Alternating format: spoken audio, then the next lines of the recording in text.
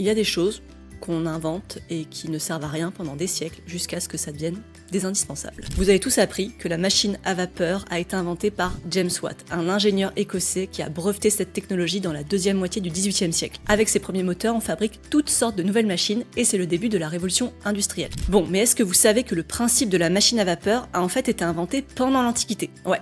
1700 ans plus tôt. L'inventeur, c'est Héron d'Alexandrie, un grec installé en Égypte qui vivait au début du 1er siècle après Jésus-Christ pendant l'Empire romain. On a conservé un texte écrit par lui qui décrit plein d'expériences sur la pression de l'eau, de l'air et divers mécanismes. Et dedans, il présente ce qu'il appelle l'éolipile, une sphère métallique reliée à un bassin. Quand on chauffe l'eau, la vapeur s'échappe par des conduits qui font tourner la sphère sur elle-même. Bah, c'est une machine à vapeur. Alors évidemment, à l'époque, c'est une simple expérience et personne n'a l'idée d'en faire un véritable moteur. En fait, même avec cette technologie, les Romains n'auraient pas pu inventer le train et lancer la révolution industrielle. Pour l'appliquer à grande échelle, il a fallu des progrès dans beaucoup d'autres domaines et surtout des changements sociaux profonds. Un nouvel état d'esprit en quête de progrès et de rentabilité.